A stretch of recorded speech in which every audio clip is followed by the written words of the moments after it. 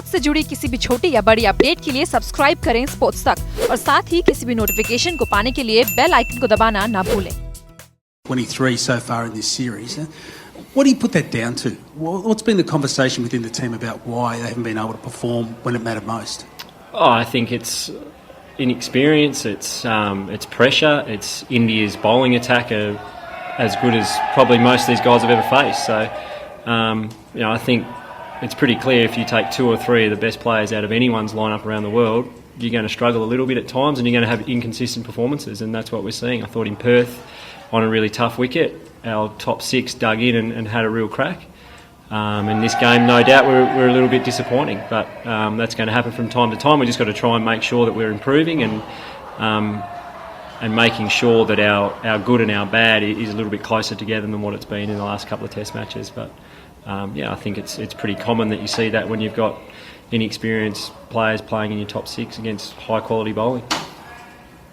Tim, the first couple of tests, the game moved a little bit quicker than it did in this one with a different surface out here. Do you think the need for consistent and methodical cricket over a period of time did, I suppose, expose a bit of what you were talking about there in terms of inexperience and I suppose missing players? I think the wicket was always going to be a bit of a grind. It was going to be slow and at times that can expose a bit of a gap between sides, but I just think you have to give India the credit. They won the toss, they batted really well, kept us out there for 2 days.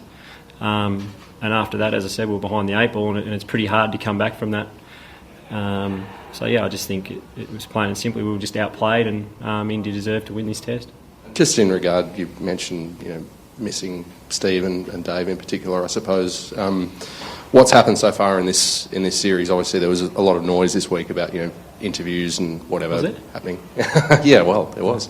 But do you think that the series has kind of clarified that whatever work needs to be done between then and now in terms of reintegrating, the bottom line is you just need them in terms of their batting quality?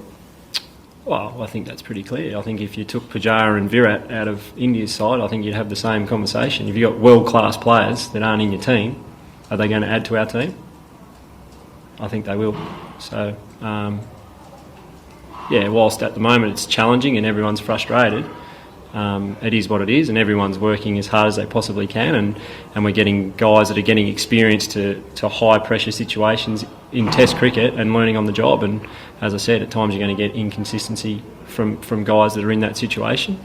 The silver lining is that we have got world-class players that are available soon to come back into this side and clearly when they do, it'll make a huge difference.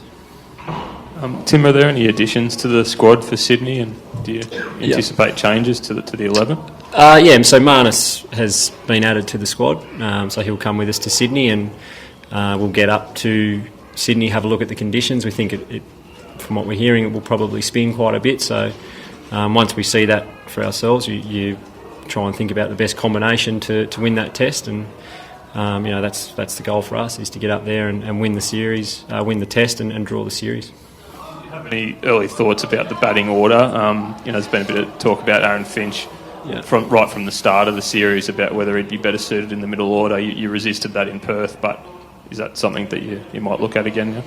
Oh yeah, I think there'll be a lot of things on the table in the next day or two, and of course I've got some thoughts on what I think, but I think I'll share that with JL and a few other guys before I share it here. But as I said, we think we've got the best group of players available to us at the moment, and we'll pick the best combination out of that group that we think will win this last test. Do you think the confidence thing is possible now?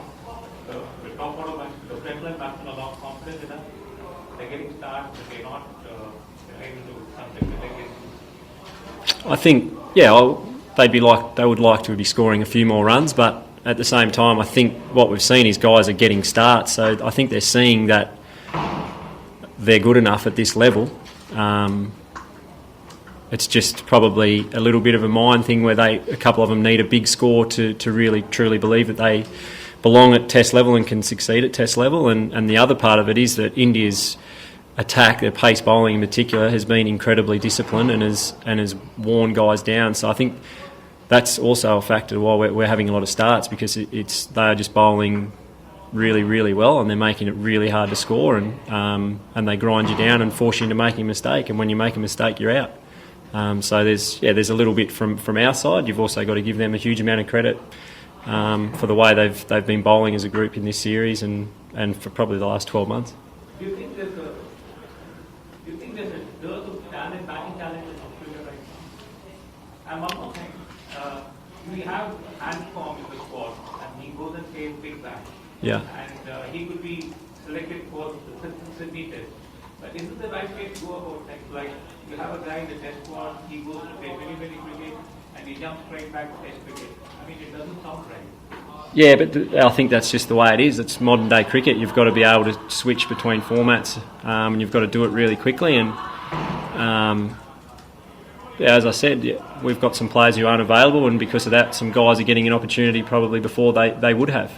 But again, at the same time, there's been a hell of a lot of talk about our batting and our top six. But as I think you're seeing, if we can get Virat and Pujara out, there's some holes in the opposition's batting as well. So we've just got to be able to score enough runs to give our bowling attack a chance to line them up. And there's a little. We're not scoring a lot of runs, but I don't think India are at the moment. And part of the reason is that both attacks are really, really good as well.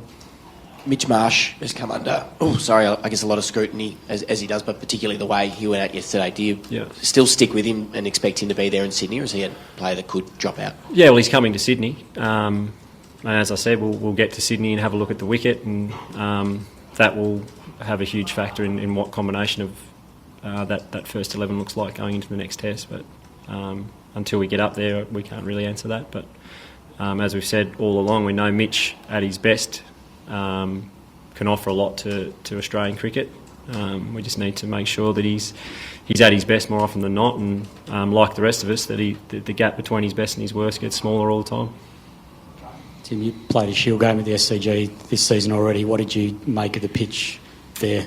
Yeah, it was pretty dry. There was quite a few runs scored, I think, from memory, and it was a draw, but we had a rained out day. But from what I'm hearing, it's probably going to be pretty dry, and we'll spin quite a bit, I'd imagine, a bit like the old SCG used to be. So we'll see when we get up there.